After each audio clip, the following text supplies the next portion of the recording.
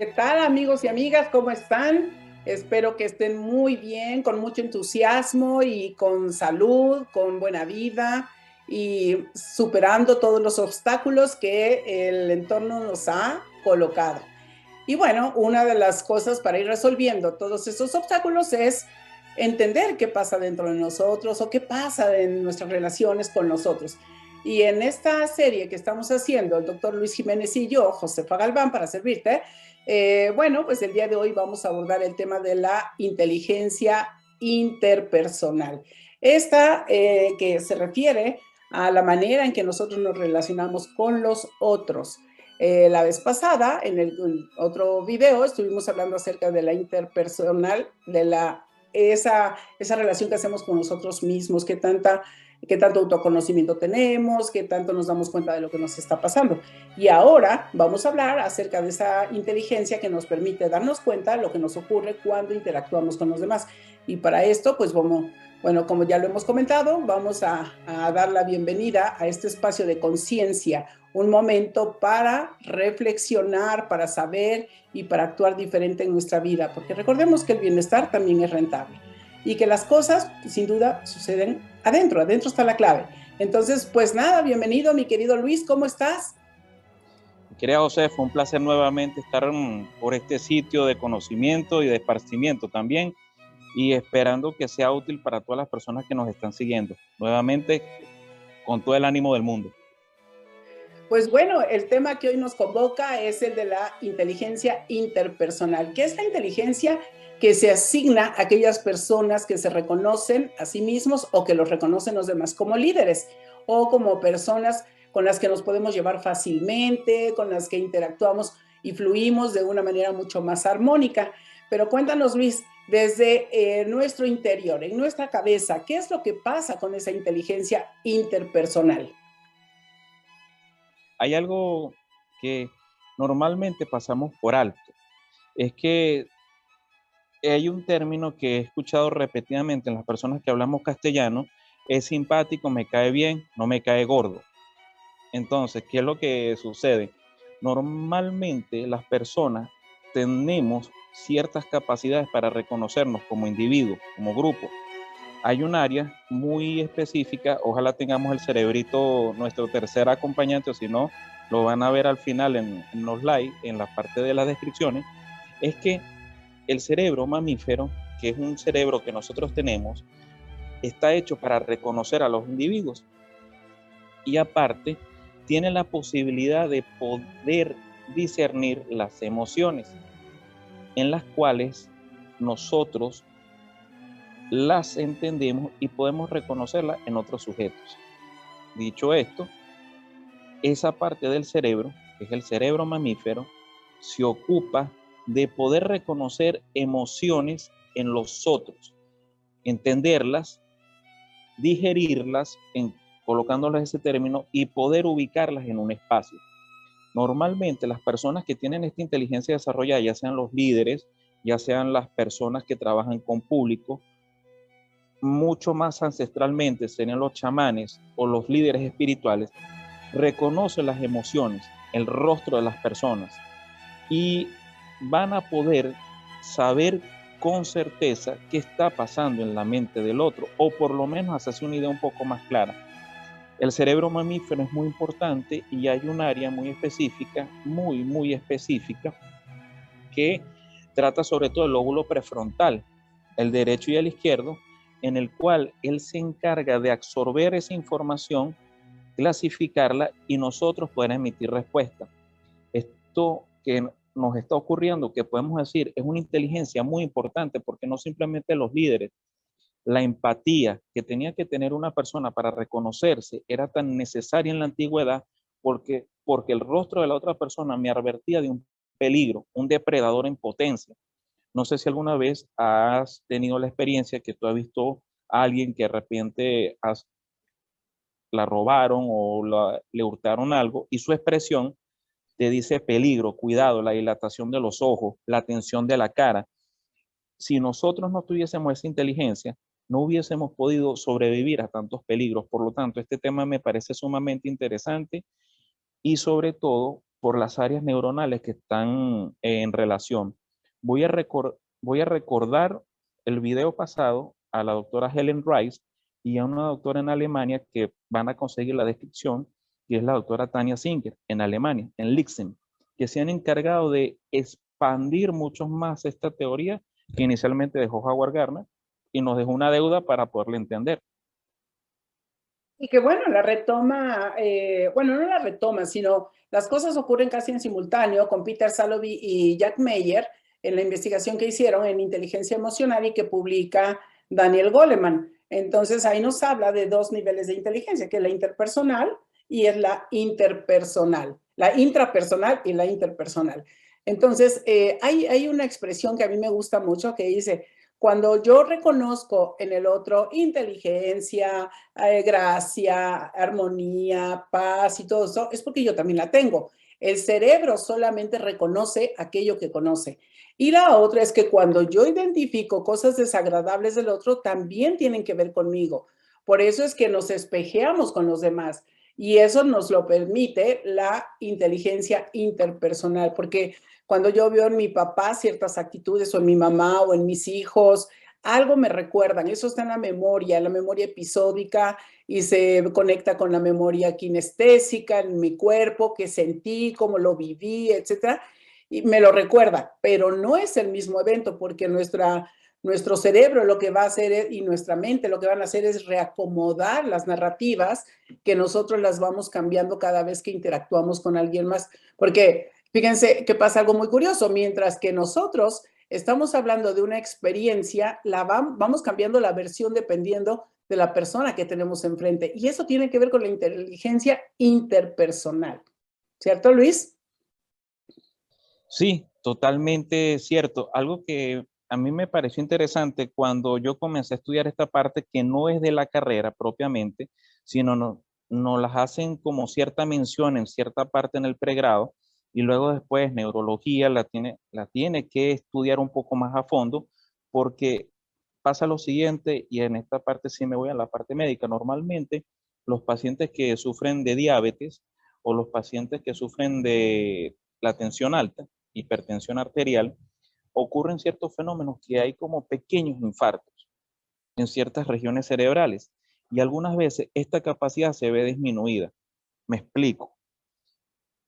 Si un paciente de larga data no se controla, no va al médico, no se hace sus chequeos, normalmente esas arterias que van al cerebro pequeñitas van explotando, se van quemando. Y esto va a generar que esa capacidad del cerebro en poder reconocer la emoción, ver al otro, poderla discernir, no va a funcionar bien. ¿Qué es lo que pasa? Mientras más vaya progresando esta enfermedad, va a afectar las regiones que se encargan del comando de esta inteligencia, porque esta vez, si lo tengo que decir, hay áreas en el cerebro las cuales ayudan con gran énfasis a que se desarrolle esta inteligencia. Lo repito, el área prefrontal y el área muy cerca del cerebro mamífero. Y esas son territorio, correcto, territorio de la arteria cerebral anterior.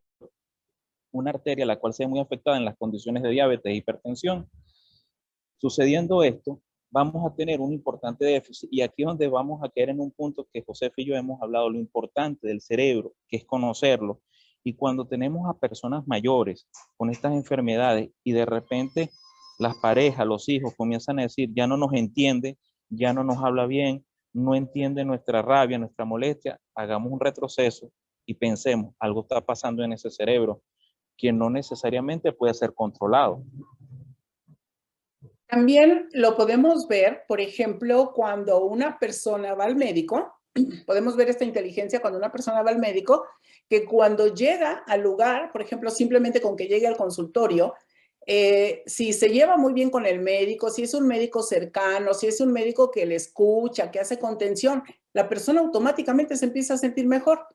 Pero cuando es un médico con el que no hay química, con el que nos sentimos incómodos, la persona todo el tiempo está pensando en qué me va a decir, cómo me lo va a decir. Yo recuerdo cuando el médico, que ya lo platiqué en otro video, recuerdo cuando el médico que me atendía el gastro, que me dijo que tenía yo la esofagitis 3D y que me dijo, y usted sabe que sigue así, pero como con muy mala cara y eso que me manejo bastante bien con los desplantes de las personas. Le dije, sí, cáncer. Me dijo, ok, si usted no se cuida, pues es su responsabilidad. Casi casi me dice es su problema. Y la verdad se me hizo tan desagradable y le llamo a un médico con el que yo ya tenía cierta amistad y le digo, oye, las células madres sirven para estas cosas de la esofagitis. Me dijo, vente. Y es con un cuate que desde que yo llegué me empecé a sentir mejor. Pues salí muy mal de un consultorio y cuando me fui al otro me sentí mejor. Y eso tiene que ver con la inteligencia interpersonal. O sea, yo me puedo alinear o me puedo asociar con ciertas personas y se armonizan, se sincronizan mis emociones con las emociones del otro, con las actitudes del otro. La inteligencia sería que yo me salga de ahí. ¿Y cómo me salí? Hablándole al otro médico con el que yo me sentía mejor. Y de verdad muchas veces nos pasa que hay personas que dicen una palabra o que huelen de determinada manera, que ya lo hemos hablado en otros videos de los sentidos y los metasentidos, para que ustedes vayan a consultar ahí cierta información. Cuando nosotros recibimos un olor o recibimos una palabra, la percibimos, o ciertas configuraciones fenotípicas, nos van a disparar ciertas emociones. Y la inteligencia interpersonal es que yo me separe de ahí para que no me enganche con el enojo o con la tristeza. Si te enganchas con la alegría, bueno, también hay que regularla para que no te vayas a la pronoia, y ahí sí, como el mundo de los optimistas. Pero el darnos cuenta que nos está pasando es parte de la inteligencia interpersonal. Cómo la conducta del otro me afecta y qué tanto yo permito que me afecte. Luis. Hay algo que es interesante. Normalmente dentro del cerebro hay diferentes tipos de neuronas. Hay neuronas las cuales tienen una función motora, mover las manos. Hay neuronas que tienen una función sensitiva. Hay neuronas que tienen o cordones de neuronas que llevan la sensación de calor.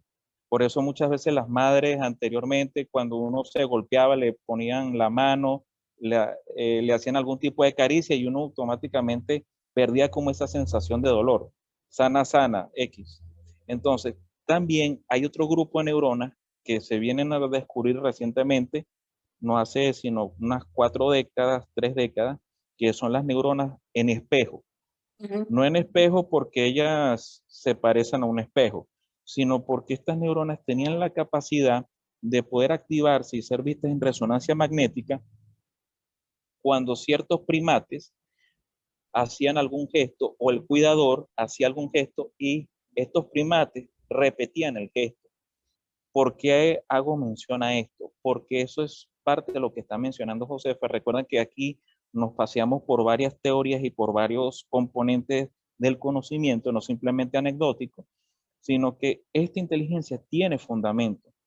Entonces, ¿qué es lo que pasa? Normalmente cuando uno estudia estas neuronas puede ver cómo se activan. Eso parece un arbolito de Navidad. Se activan de una manera extremadamente rápido y fuerte porque el cerebro busca mimetizar con el otro. Por eso, algunas veces hay emociones las cuales son más impregnantes que otras. ¿Por qué razón? Porque tienden a tener circuitos mucho más fuertes. Las emociones que van al cerebro reptil o las emociones que tienen haces, cordones, comunicación con el cerebro reptil, miedo, dolor, placer, deseo, van directo y estimulan la zona reptil y son emociones muy fuertes. Otras emociones más sutiles como contemplación, estados de entre melancolía y paz, nostalgia, no son emociones que van directamente tan fuertes, que no tienen ese sobreestímulo, pero sí tienen importantes conexiones con el cerebro mamífero. Por eso, todo lo que está diciendo Josefa es demasiado cierto y tiene su fundamento en estas neuronas. Como lo repito, neuronas en espejo, que creo que ya Josefa y yo la hemos hablado en otros videos y si no la hemos hablado, pues en algún momento lo hablaremos en los videos que vienen. Y yo creo que vamos a hacer un video con neuronas espejo para que comprendamos por qué imitamos, por qué emulamos y todo eso, cómo inconscientemente vamos copiando las conductas de otros, cómo nos vamos mimetizando, ¿no? Porque eso también es súper interesante. Ahorita que estabas diciendo, por ejemplo, la contemplación y demás, muchas personas, y de hecho hay 2 o 3 autores que no los voy a mencionar porque no concuerdo con ellos, que hablan acerca de las emociones y ponen una gran cantidad de juicios para describir las emociones, como si, por ejemplo, están las emociones básicas, como el miedo, y ya después le empiezan a poner terror, o le ponen, por ejemplo, temor, o le ponen, podríamos llamarlas como unos niveles de miedo. Sin embargo, ya cuando empezamos a ponerle terror, no es lo mismo decir el miedo que ser miedoso, son cosas distintas.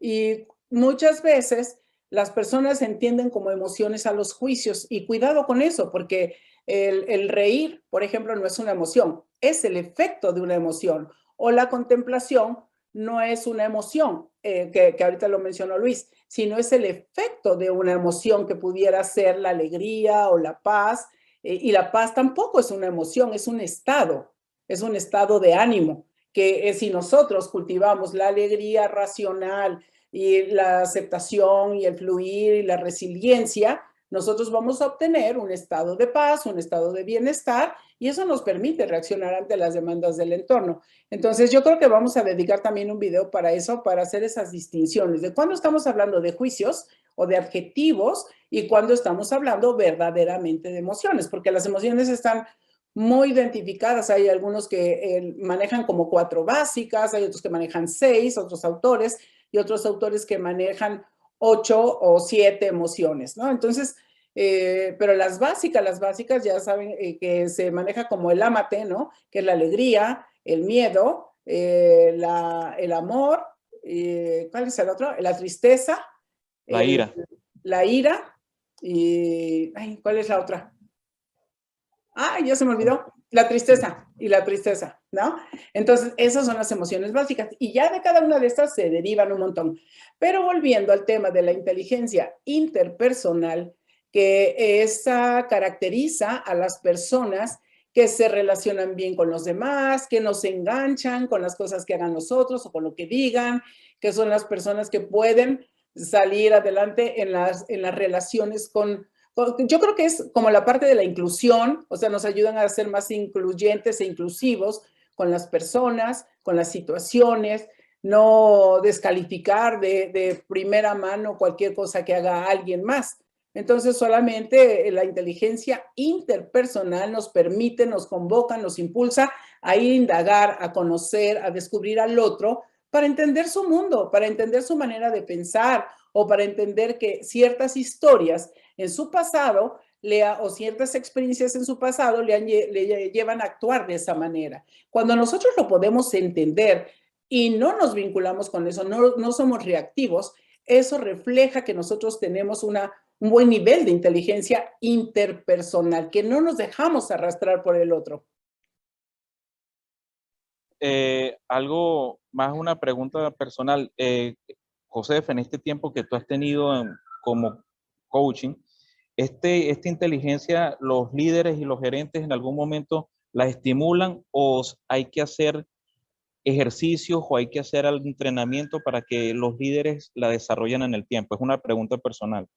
No, sí, hay que entrenarse, porque en las escuelas no nos enseñan nada de esto. Tan es así que en este periodo de pandemia las charlas que he dado más es el manejo o de habilidades socioemocionales, que hoy en las escuelas se están impulsando mucho, en las empresas, y eso está vinculado son prácticamente los pasos que nos proponen Peter Salovey y Daniel Goleman, y también que propone Howard Gardner, y que otros estudiosos lo han hecho, desde la psicología positiva o desde la psicología cognitivo-racional o cognitivo-emocional, etcétera, que nos hablan acerca de que nosotros primero analicemos, que hagamos una pausa. Y eso es muy importante, distanciarnos un poco de la situación que me está disparando algo, y que eso que me está disparando tiene que ver conmigo, tiene que ver con mi pasado, tiene que ver con experiencias que no me agradaron,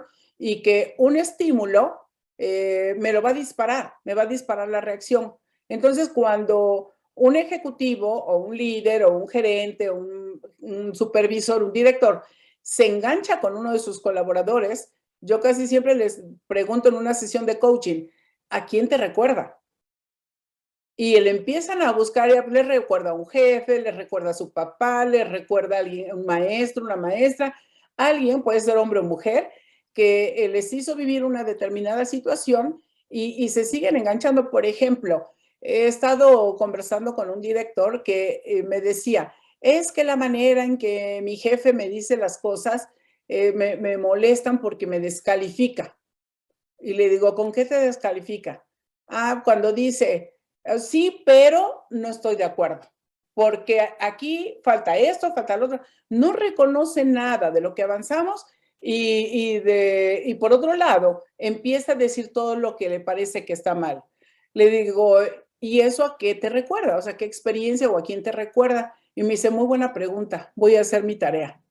Y porque sí les pido que vayan a buscar en sus historias dónde está eso, porque no puede ser que un director que toma decisiones tan importantes en una compañía o en una organización, vamos, se rija solamente por la parte reactiva, ¿sí? De reaccionar ante lo que dice alguien más, no nada más es por lo que dice, porque la persona es como es, trae su propia historia, pero si yo me engancho, significa que yo no tengo, uno, no tengo el autoconocimiento y nosotros siempre nos vamos a estar descubriendo con nuevas cosas. Porque ya trabajamos en terapia algo, ya lo trabajamos en coaching, ya lo trabajamos en mentoring, pero va a volver a aparecer, porque nada más es cuestión de que se aparezca un estímulo y se vuelva a disparar la respuesta. ¿Qué respuesta corporal? Es la respuesta interna. Entonces, en algún momento de nuestra vida nosotros no tuvimos esa capacidad ni de defendernos, porque generalmente son figuras de autoridad. Entonces, cuando se crea la conciencia, es como si nos quitaran una gran losa de encima. Ah, ya entendí. Y eso se lo llevan a nivel consciente y la próxima vez que la persona diga algo, entonces, por ejemplo, yo les ayudo como para que hagan preguntas de ¿a qué te refieres exactamente? ¿Qué es lo que no está bien? Pero de todo esto que te presenté, ¿qué sí te parece que esté bien? Entonces nos vamos a un proceso racional, que eso es la inteligencia, en realidad, la inteligencia es eso, trabajar más con el hemisferio izquierdo y no solamente dispararme con el hemisferio derecho de que se enojó porque le dijeron algo, ¿no?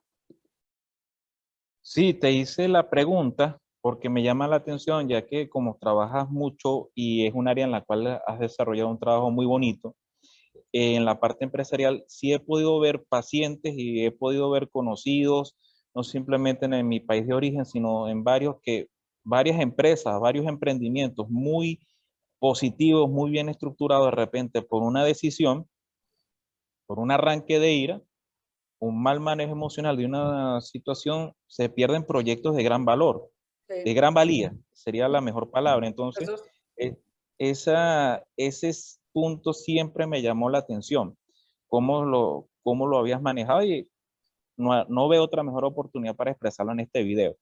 Esto me lleva a la parte de las recomendaciones, que quizás yo sé que las vas a extender, pero coloco una anécdota más de la parte oriental y creo que va a servir para ejemplificar un poco algo de lo que es tratar de entender tu mundo emocional con un ejemplo muy visible. Normalmente, para las personas que han podido tener contacto con el budismo, que saben la historia de quién fue Siddhartha Gautama, antes de alcanzar la iluminación, él fue atosigado o digamos fue bastante atacado por una entidad que se llamaba el demonio Mara, que no era otra cosa más que reflejo de sus fuerzas subconscientes. Esto era la ira, el odio, el miedo, o sea, sus emociones más instintivas. Y él dice, dentro de todas las teorías y todos los textos sagrados, dicen que para él lograr vencer eso, él tuvo que apartarse y ver de dónde venía. Y se dio cuenta que esa entidad al final era el mismo. Entonces creo que una de las recomendaciones que les puedo aportar, y yo sé que Josefa se las va a extender de manera mucho más clara, es poder observar esas emociones desde el punto de vista de una tercera persona, desde el observador, porque en ese momento podemos apagar un área del cerebro muy específica que no nos permite racionalizar, que no nos permite sino actuar de manera instintiva y poder procesar esta información trae muchos beneficios, inclusive para la salud. ¿Cuántas personas no le ha dado un infarto cerebral, un infarto al corazón por un ataque de rabia o por un ataque de pánico mal manejado? Entonces, esta es una consideración que quería hacerte, mi querida Josefa. Te paso el micrófono. Sí, gracias, Luis. Bueno, pues por ejemplo, bueno, no por ejemplo, sino hay que distinguir dos momentos muy importantes de la inteligencia interpersonal. Una de ellas tiene que ver con la empatía, pero ¿cómo logro la empatía con los demás? Cuando yo entiendo que el otro es diferente a mí, cuando yo entiendo que el otro tiene sus razones para actuar como lo hace, cuando yo le puedo preguntar. Y la otra tiene que ver con el establecimiento de una relación social, las relaciones públicas, que tiene que ver con relaciones humanas, obviamente, pero las relaciones públicas se van a facilitar, o la gestión de personas, o la gestión de clientes, la relación con clientes, la atención a clientes, alguien que trabaja en un call center, alguien que está en el área comercial. De alguna manera, si tiene una buena inteligencia interpersonal, una buena inteligencia emocional interpersonal, va a tener mejores relaciones, mejores resultados y va a tener mayor bienestar.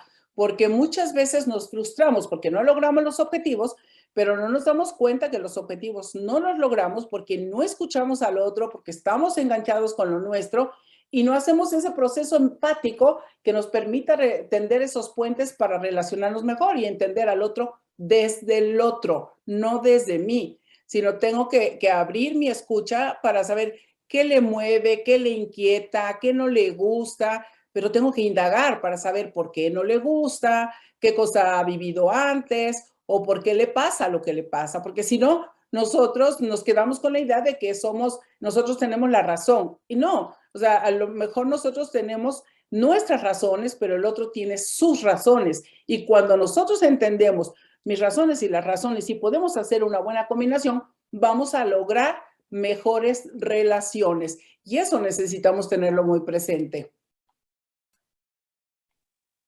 Eso que acabas de decir, yo creo que es el gran porcentaje de la resolución de los conflictos que tenemos la mayoría de las personas. Creo yo, y me atrevería a apostar que es como el mástil del barco, en ese crucero o en ese viaje que es entender emocionalmente al otro y tratar de ser empático, que no es simplemente sonreír. Empatía es un proceso mucho más complejo de lo que la gente piensa.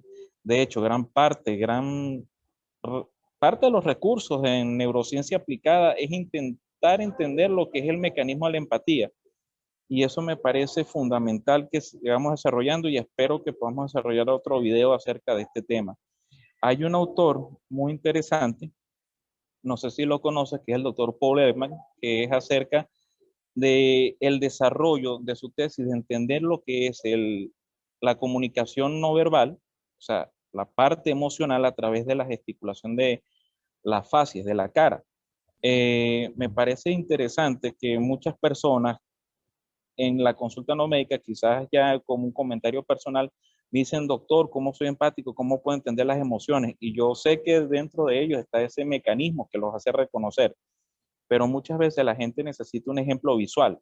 Ya en otras oportunidades hemos hablado de lo que es ser visual, sinestésico, auditivo. Pero entonces yo les recomiendo siempre los trabajos del doctor Paul Ekman, sus libros, y sobre todo hay una serie bastante interesante que se llama Lie to Me, Miénteme. Lie to me. Cuando quieran saber un poco más y entender un poco sus emociones, vean la serie y alguna vez grábense un día en una conferencia en Zoom y van a ver que los gestos de ustedes también son como los que parecen y dice el doctor Paul Ekman, o sea que ustedes sí están expresando emociones y de repente se pueden conseguir con cosas tan interesantes como que el mensaje que está transmitiendo mi cara no es el más apropiado para el mensaje que quiero llevar con mi voz. Ejemplo, estoy feliz. O sea, eso no muy extraño. O de repente, no, mi sentido pésame. ¿Qué es eso? Entonces, se van a conseguir con sorpresas bastante interesantes. Yo a la teoría de Paul Ekman quiero hacerle dos precisiones. Una, me parece muy buen análisis, es un estudio de mucho tiempo que nos propone y que el actor lo lleva muy bien en la serie de Lie to Me. Sin embargo, tenemos aquí dos detalles. No siempre vamos a encontrar ese tipo de buenas lecturas. ¿Por qué? Por ejemplo, si la persona se aplicó Botox, entonces no va a responder de alguna manera a lo que el doctor Ekman nos ofrece. Si la persona tuvo una parálisis facial, no va a responder como nosotros esperamos. Entonces nosotros podemos ver cierta inconsistencia o cierta incongruencia entre lo que dice y cómo gesticula. Por ejemplo, si las mujeres o las personas hicieron la bichetomía, entonces ya no vamos a tener la misma configuración ni la misma expresión. Si la persona se puso Botox en los labios, no va a tener la misma expresión. Entonces, ojo con eso, porque nos podemos equivocar. Dos, dependemos del ojo del interpretador. Entonces, una cosa es el estudio tan acucioso que hizo Paul Ekman, y otra cosa es cuando ya empezamos los demás a interpretar y interpretar. Entonces, nada más pondría yo esas salvedades, porque mucho de lo que nosotros evaluamos en nosotros nos refleja a nosotros mismos. Entonces, nos podemos equivocar. Ya ves que se ha hablado que si la persona está de brazos cruzados es que se está cerrando. Y no necesariamente. Es un hábito, por ejemplo, es un hábito de que la persona está más cómodo así. Pero las mujeres que se han operado los senos, que tienen implantes, no pueden cruzar los brazos así, pues terminan poniéndolos, porque tienen aquí unos chipotes que no les permiten cruzar los brazos, porque en la configuración natural del cuerpo, no importa si tenemos mucho busto o no, es que nosotros podamos hacer esto, ¿cierto? Pero cuando se tienen implantes, pues ya no se puede. Entonces ya no hay cruce de brazos y entonces la persona es muy abierta y no necesariamente, eso lo quiero poner en la mesa como una alerta de que no todas las interpretaciones están cubriendo esos espectros de lo que las personas han hecho con su cara o con su cuerpo o con ciertas partes de sus manos, por ejemplo, el manejo que tienen. Hay que vincularlo con otro tipo de observaciones que nos permitan tener mayor acercamiento, no a la verdad, sino por lo menos a la indagación, a preguntar, para corroborar, para hacerlo mucho más eficiente y efectiva, hacer más efectiva nuestra interpretación. Sí, sí. Me recuerdo en este momento cuando en algún tránsito pude leer acerca de lo que es el lenguaje de la lectura corporal. Nosotros vemos una materia que es semiología y hay un grupo de enfermedades las cuales tienen características muy precisas. Hay enfermedades las cuales afectan un área de la médula y un área del cerebelo y el paciente siempre se está viendo los pies, que eso se llama síndrome tabético. Entonces la persona tiene que verse los pies constantemente y la gente lo tomaba como un gesto de debilidad, un gesto de sumisión. Nada que ver con eso, la persona lo que tenía era miedo de caerse, porque se pierde la región del cerebro que lleva la sensación de la planta del pie al área motor y al área cerebelosa, que es el área del equilibrio y el área del movimiento. Igual que hay personas con una insuficiencia cardíaca que desarrollan un signo que se llama el martillo de Corrigan. Y las personas tienen, esto es una mala interpretación, una vez me pasó que decía que tenía un tipo de trastorno obsesivo compulsivo y la persona hacía este movimiento. Me disculpan las personas que lo vean, era este movimiento y hacía esto. Y cuando lo vinimos a ver, el señor tenía una insuficiencia cardíaca no diagnosticada. Entonces, eso hay que tomarlo en consideración, porque también ahorita me recuerdo de, ya habíamos comentado, por ejemplo, de uno de las personas que ha colaborado con nosotros durante mucho tiempo que tiene problemas para oír, que está perdiendo la audición y que no lo decía, no lo comunicaba. Entonces la gente decía, es que no me escuchas, que no me escucha. Entonces nosotros podemos emitir juicios equivocados acerca del comportamiento de las personas. O, por ejemplo, cuando alguien ha tenido cirugía en sus ojos, por ejemplo, que trasplante de córneas o algún otro tipo de cirugía, no va a mover sus ojos igual y hay ocasiones que la luz les lastima mucho.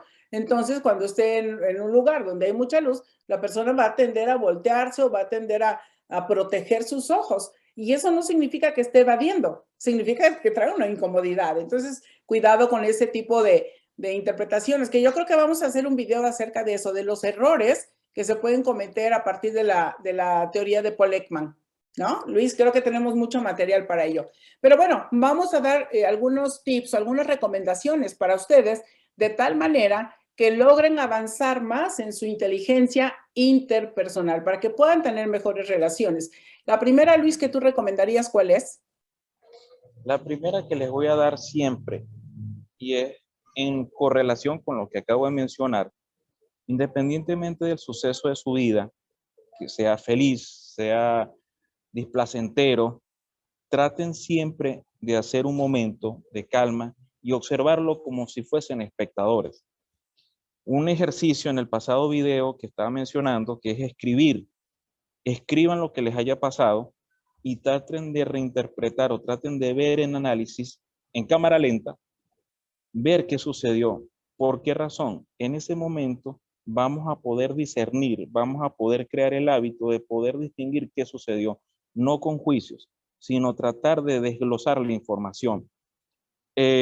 Cuando comenzamos José y yo con estos videos, hablamos acerca de lo que era el potencial de acción, el estímulo sináptico, o sea, eso bastante videos atrás. Esto se cumple en las emociones. Es el ejemplo más fundamental. Se dispara una emoción, pero ese disparo es muy fuerte. Entonces, posteriormente, racionalizarlo, escribiéndolo en cámara lenta, nos va a dar la oportunidad de que extraigamos información. Ese es el primer ejercicio que yo les recomendaría, que siempre me ha servido con los pacientes. Sí, cuando Luis habla del potencial de acción, se refiere al voltaje que nosotros tenemos en el cerebro cuando se hace un encuentro sináptico o cuando se genera una sinapsis que a veces puede ser muy potenciada y generalmente esta se va a disparar cuando nosotros tenemos, por ejemplo, determinadas emociones que ya están muy interiorizadas y no nos damos cuenta, o también cuando nosotros traemos alteración eléctrica por bajo o alto consumo de agua o por otras causas. Entonces, solo para aclarar ese pedacito, para que no se quede, bueno, ¿a qué se refirió con el potencial de acción en el sináptico, no? Ahora, yo lo que les puedo recomendar como segundo tip para ustedes es que esa pausa de la que habla Luis pueden irse por el lado del escribir, pero la otra pausa que yo les recomiendo es respiren y pónganse sus manos abajo de las piernas, así como, ay, y escuchar a la otra persona. Cuando ustedes se enganchen, pónganse sus manos abajo de las piernas y van a decir, ¿y eso qué tiene que ver? Porque si nosotros no estamos moviendo las manos, no estamos estimulando visualmente nuestro cerebro para que se acelere. Entonces, si las ponemos abajo, automáticamente le estamos mandando una señal a nuestro cerebro de calma, escucha, pausa. Y cuando ya la otra persona haya terminado de hablar, en lugar de darle tu opinión o de decirle lo que piensas, hazle 2 o 3 preguntas, como por ejemplo, ¿por qué piensas eso? ¿O con qué experiencia anterior lo estás relacionando? ¿Qué es lo que en realidad te inquieta? ¿Qué es lo que te preocupa? ¿O qué es lo que te gustaría? Y le dan tiempo para que respondan. No se vayan de inmediato a decir su opinión o su teoría, sino calma, calma, calma. Porque en la medida que yo entienda al otro, me va a ser, uno, más fácil no engancharme y dos, entender su mundo. Luis, siguiente. Algo más concreto, yo les voy a recomendar que se vean la película intensamente, porque nos va a dar oportunidad, digamos, de manera animada, poder entender lo que pasa en el mundo emocional. Algo que es importante, no sintamos que estas conversaciones son distantes, que las emociones tampoco hay que minorizarlas, tampoco hay que dejarles un puesto prácticamente infantil, no.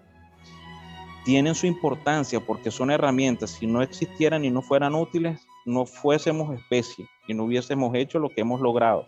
Entonces, es importante que algo cuando es tan propio de nosotros, lo pasamos por alto. Siempre es recomendable de una manera simple, sencilla, poder volver a entender algo que está entre nosotros.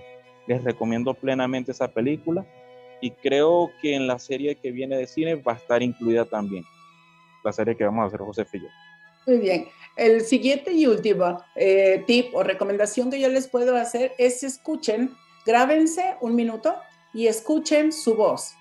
¿Qué tanto tu voz puede sonar acelerada, calmada, etcétera? Y si puedes recordar un evento, recuerda un evento que te haya hecho enojar mucho y cuéntalo. Grábate. O recuerda un evento que haya sido muy placentero y cuéntalo, grábate y escúchate en los dos. Si tienes chance, hay aplicaciones en internet que te pueden permitir el descargar el texto y lee el texto de lo que dices, porque te va a dar dos conciencias. Una, de lo que dices y la manera en que lo dices y cómo lo que tú estás diciendo te va subiendo o te va bajando la entonación, pero eso es producto de las emociones, de esos neuroquímicos que están haciendo efervescencia y que hacen que nosotros hablemos de una forma diferente a otra, dependiendo de las circunstancias. Y entonces, bueno, eso les puede ayudar mucho. Pues, ¿con qué te despides, mi querido Luis? Nuevamente, muchísimas gracias siempre por estar con nosotros. No se pierdan el material que se está publicando en las redes sociales, en las redes de Instagram de Josefa, Twitter, LinkedIn, a los compañeros de LinkedIn que tanto nos han apoyado, saludos y por favor continúen que siempre va a haber buen material, compartan esto y estamos abiertos. Preguntas, dudas, los pueden dejar en la caja de los comentarios, incluso a los correos personales de cualquiera de los dos. Muchísimas gracias. Bueno, pues por mi parte, yo muy agradecida de hacer estos contenidos para ustedes, porque eso nos permite generar momentos de conciencia. Conciencia es un momento para saber un poco más acerca de nosotros, para reflexionar acerca de lo que hacemos y para actuar diferente, porque recordemos que el bienestar también es rentable, le podemos sacar mucho provecho y que adentro es la clave. Nos vemos en la próxima. Chao, chao.